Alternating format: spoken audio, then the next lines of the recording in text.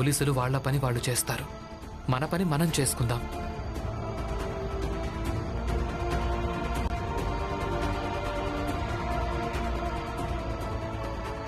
భీమ్, ఇంతకీ నువ్వేం గీస్తున్నావు? నేను అదే వ్యక్తి చిత్రాన్ని గీస్తున్నాను. నువ్వు ఈ చిత్రాన్ని గీసి ఏం చేస్తావు? ఈ చిత్రాన్ని జనాలకు చూపిస్తాను.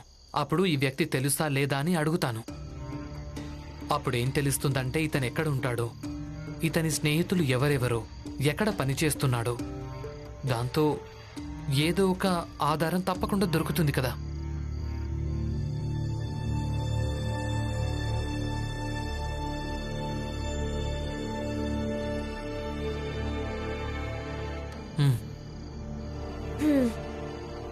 అలానే కనిపిస్తున్నాడు.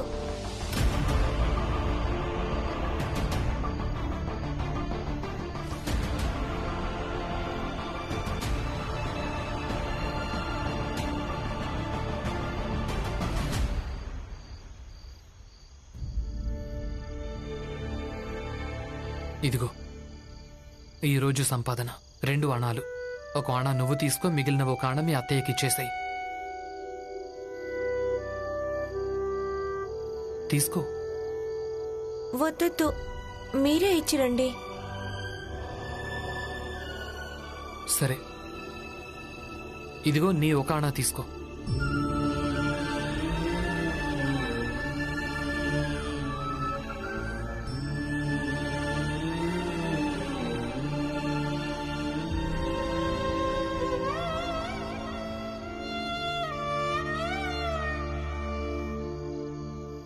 నువ్వెందుకు వెళ్ళలేదు?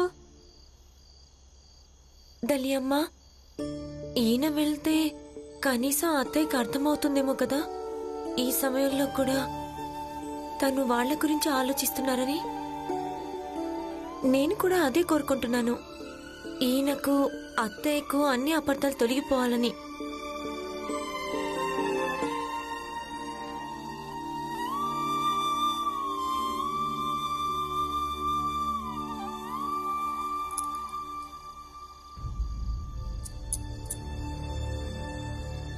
జీజాబాయ్, ఈ డబ్బులు తీసుకో, ఇంటి ఖర్చులకి వాడుకో.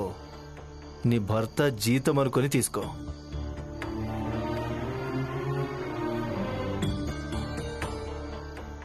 అత్తయ్య, ఈరోజు ఇంత రాతంతం జరిగింది, అయినా ఆయనకు భీమరావుది తప్పు అనిపించట్లేదంట. ఈ డబ్బులు తీసుకో.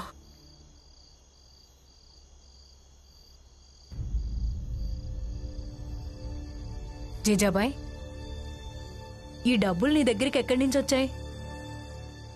నరోత్తమ్ జోషి గారిని సహాయం అడగడానికి వెళ్ళాను, నా భర్తను విడిపించటం కోసం. అందుకు బదులుగా ఆయన ఈ డబ్బులిచ్చాడు. ఇక మీరు తీసుకున్నారా? అవును, ఎందుకంటే ఆయన నా భర్త చేసిన కూలీ డబ్బులిచ్చాడు. అతను ఎంత చెడ్డవాడైనా కావచ్చు, కనీసం ఈ సమయంలో అయినా మన అవసరాల్ని అర్థం చేసుకున్నాడు. దానం, దయ, ఉపకారం తన ఉద్దేశం ఏదైనా కావచ్చు, కనీసం మనల్ని అయిన వాళ్ళు అనుకున్నాడు. ఇక ఇక్కడ మన ఇంటి కొడుకు తండ్రిని విడిపించడానికి బదులు ఆదర్శాల ఉపన్యాసాలు ఇస్తున్నాడు.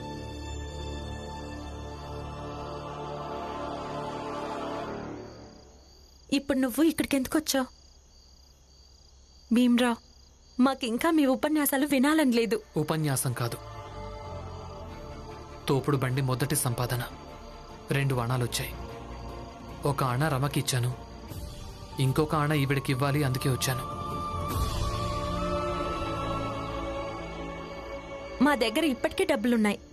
ఇక నువ్విచ్చే ఒక అన్న తీసుకుని ఏం చేసుకోవాలి? ఏం చేస్తారో అది నాకు తెలీదు. ఇది నా బాధ్యత అనిపించింది, అందుకే ఇచ్చేశాను. తీసుకోండి. దీంతో ఏం రుజువు చేయాలనుకుంటున్నావు?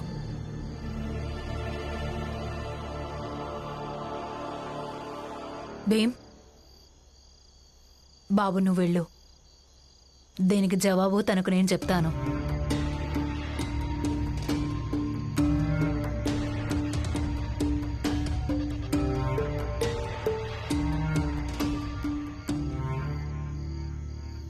జీజాబాయ్, భీమ్ ఏం రుజువు చేయడానికి ప్రయత్నం చేస్తున్నాడంటే తను ఒక ఆదర్శమైన కొడుకు, ఆదర్శమైన భర్త, అలాగే ఒక ఆదర్శమైన వ్యక్తి.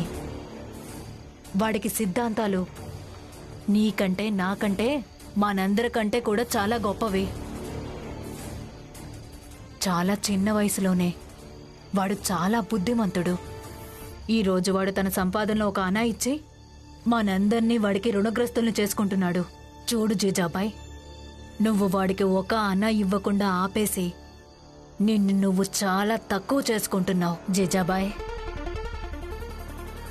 చాలా తక్కువ. ఇది సరిపోతుందా లేక ఇంకా వివరించాలా?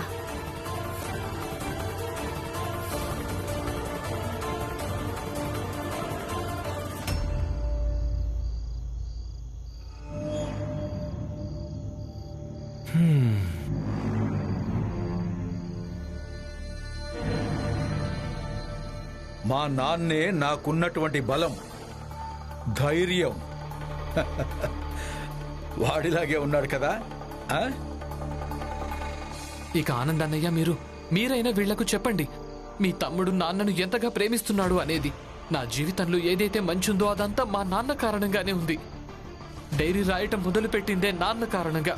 ఇంకా తప్పు ఒప్పుల మధ్య తేడా గుర్తించడం నేర్చుకునేదే నాన్న కారణంగా. మా నాన్నే నాకు ధైర్యం, మా నాన్నే నాకు బలం, అలాగే మా నాన్నే నాకు మార్గదర్శకుడు. బాబాయ్, ప్లాన్ మారిపోయింది. ఏం ప్లాన్ మారిపోయింది?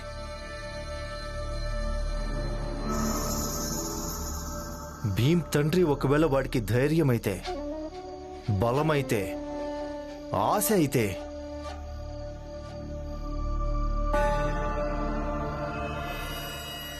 దూరం చేద్దాం. భీమ్కు వాడి ధైర్యాన్ని, బలాన్ని, ఆశను అన్నింటినీ దూరం చేద్దాం. దాంతో ఎప్పటికీ వాడు తోపుడు బండి వదిలేసి పుస్తకాన్ని ముట్టుకోలేడు బాబాయ్. అంటే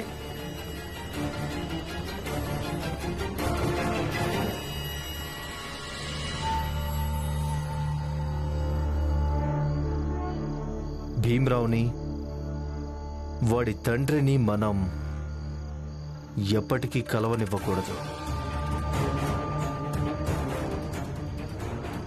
రామ్జీని చంపేయాలనుకుంటున్నావా? లేదు,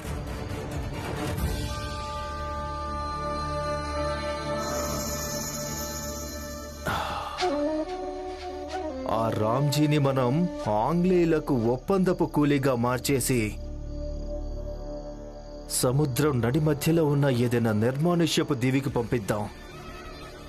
మిగతా వృద్ధాప్య జీవితాన్ని రామ్జీ ఒంటరిగానే గడుపుతాడు బాబాయ్. పెద్ద మార్గదర్శకుడినని చెప్పుకుంటూ తిరిగేవాడు కదా, వాడికి ధైర్యం అయ్యేవాడు. ఇక వాడి జీవితాన్నే చూసుకోవాలి. కానీ అందుకోసం నాకిప్పుడు మీ సహాయం చాలా అవసరం బాబాయ్. అవునా? ఏంటది? మీకొక మిత్రుడున్నాడు, ఆంగ్లేయ అధికారి. అవును. ఆయనతో మాట్లాడండి. రామ్జీని వాళ్ళ బానిసగా మార్చుకొని తీసుకెళ్ళమనండి. వాడిని ఇంకెప్పుడు తిరిగి రానివద్దనండి. మంచి ఆలోచన, చాలా మంచి ఆలోచన. రేపు పొద్దున్నే వెళ్ళి మాట్లాడతాను. భీమ్రావ్, నువ్వు చేతులు ముడుచుకొని కూర్చోవని నాకు తెలుసు. మీ నాన్న కోసం వెతుకుతూనే ఉంటావు. వెతుకు. కానీ రామ్జీ నీకు ఎప్పటికీ దొరకడు.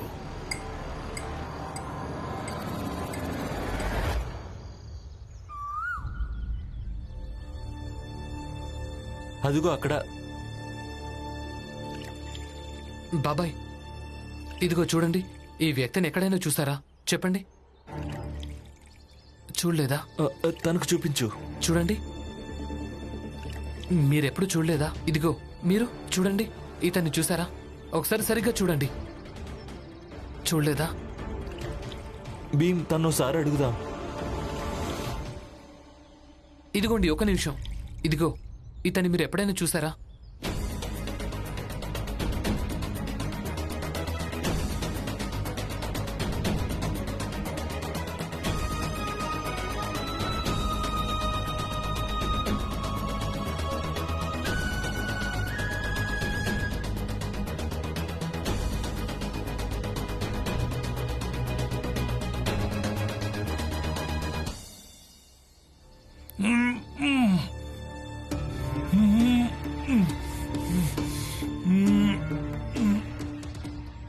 మీకు ఈ వ్యక్తి ఎవరో తెలుసా?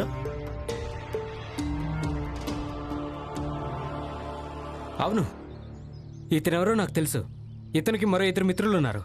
ఇక ఈ ముగ్గురు ఎప్పుడు కలిసే ఉంటారు. ఇంకా చెప్పండి, అంటే ఇతను ఎక్కడుంటాడు, ఇతని ఇంట్లో వాళ్ళు ఎవరెవరు, ఎక్కడ పని చేస్తుంటాడో చెప్పండి.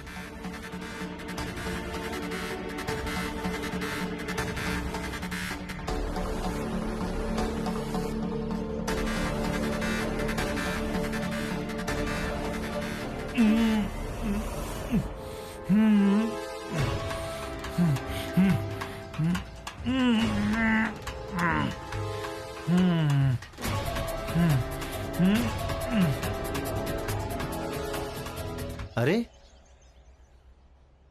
మీ ముగ్గురు వచ్చారా? ఎక్కడ భీమరావు ఎక్కడ? ఆయన మావయ్యను వెతకడానికి వెళ్ళాడు. ఆయన బదులుగా మీ పని మేము చేసి పెడతాం. మా బావగారు ఎలా పని చేసేవారో మేము కూడా అలాగే పనిచేస్తాం. మరి మీకైతే ఇంకా సంతోషంగా ఉండొచ్చు కదా. నా భర్తే కాదు, నేను ఆయన భార్య కూడా మీ పని చేయడానికి సిద్ధంగా ఉంది. అవును, సంతోషంగానే ఉంది. అన్నట్టు బాబాయ్, అందరనేది నిజమే. పెద్ద పెద్ద మాటలు చెప్పేవాళ్ళు వాళ్ళకి ఏదైనా కష్టం ఎదురైనప్పుడు అప్పుడు వెంటనే వాళ్లకు వాళ్ళ అసలైన స్తోమత ఏంటో తెలుస్తుంది. లేదు రమాబాయ్, నువ్వు ఈ మాటలేవి పట్టించుకోవద్దు. నువ్వు వెళ్ళు, పాత పేపర్లు కొను. అన్నట్టు సాయంత్రం వచ్చే 2 రాళ్ళు 2 అణాలు తీసుకెళ్ళడానికి. అలాగే పగలు మళ్ళీ మళ్ళీ నీకు నువ్వు చెప్పుకో, ఏంటంటే ఇదే మాకున్న స్తోమత అని, అలాగే ఇదే మా వాస్తవము అని కూడా. ఈ డబ్బులు తీసుకో, వెళ్ళు.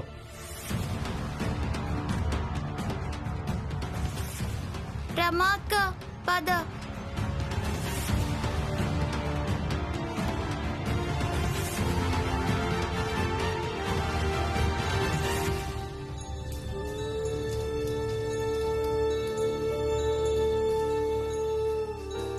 అక్క, ఒక మాట అడగనా?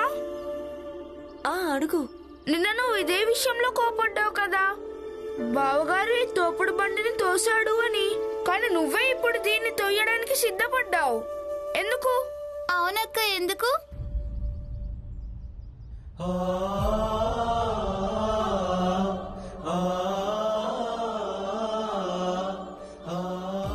ఎన్ని బొబ్బలెక్కాయో చూడండి.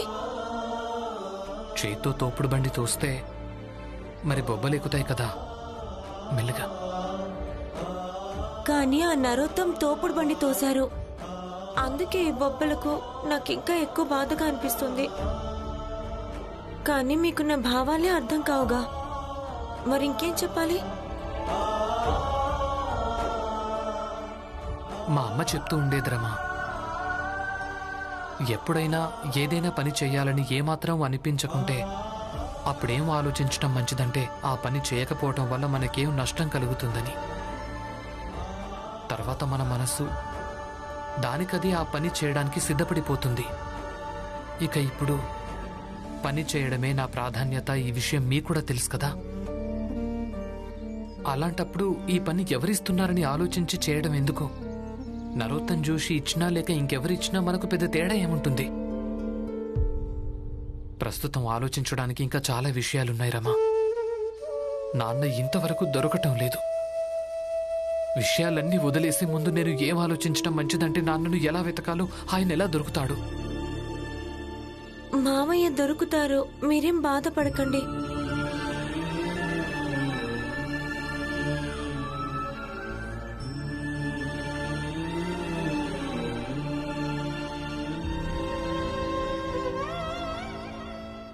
పదండి, వెళ్దాం పదండి. పాత చిరిగిపోయిన పుస్తకాలు, కాపీలు కొంటాం. చూడండి, ఇప్పుడు ఇతను స్టేషన్లో ఉన్నాడు. ఇతనికి 2 మిత్రులున్నారు. అందులో ఒకరు మీ కొడుకు, ఇంకొకరు మీ కొడుకు. అందుకే మీరిద్దరు మాతో పాటు స్టేషన్కు పదండి. అలాగే మీకు ఏమేమి తెలుసో అవన్నీ పోలీసులకు చెప్పండి. చూడండి, మా కొడుకు వీడికి సంబంధం లేదు. ఇక మేము పోలీస్ స్టేషన్కి ఎందుకు రావాలి?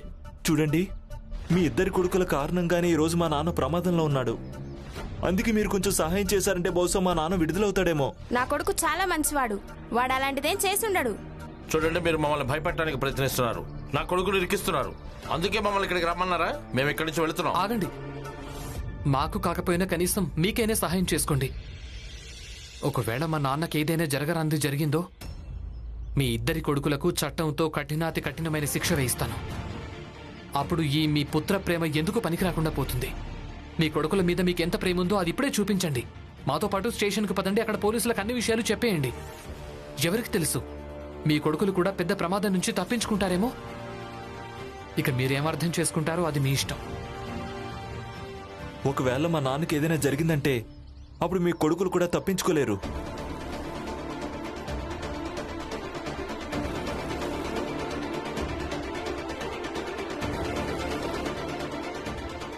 రెండు గంటల తర్వాత రామ్జీని సముద్ర తీరానికి చేరవయ్యాలి.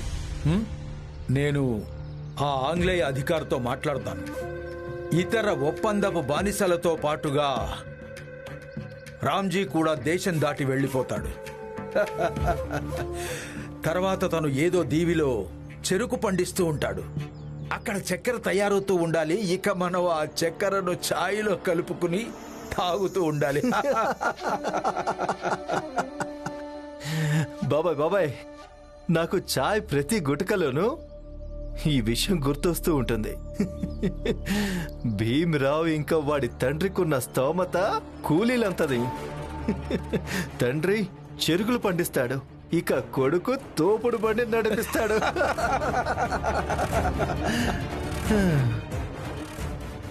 మీ ఇద్దరికి కేవలం మరో 2 గంటల పనుందంతే. రామ్జీని సముద్రం దగ్గరికి చేరవేయడం. ఆ తర్వాత వెళ్ళి ఎక్కడైనా దాక్కోండి. ఎవ్వరికి మీ మొహాలు చూపించకండి, సరేనా?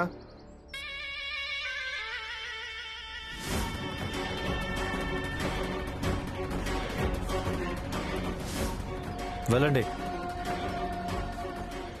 బాబాయ్, అది మీరు పూర్తి చేశా.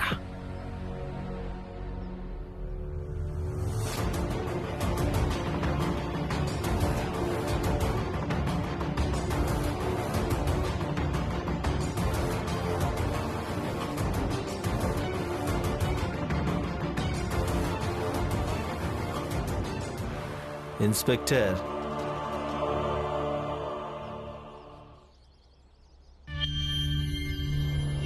ఇది నీ బహుమానం.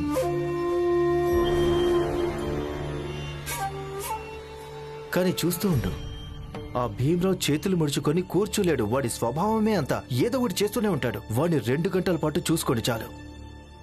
మీ వల్ల అవుతుందా?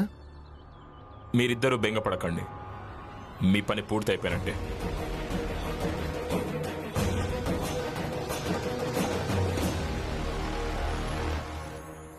పురంజన్, రామ్జీ గురించి ఏమైనా తెలిసిందా?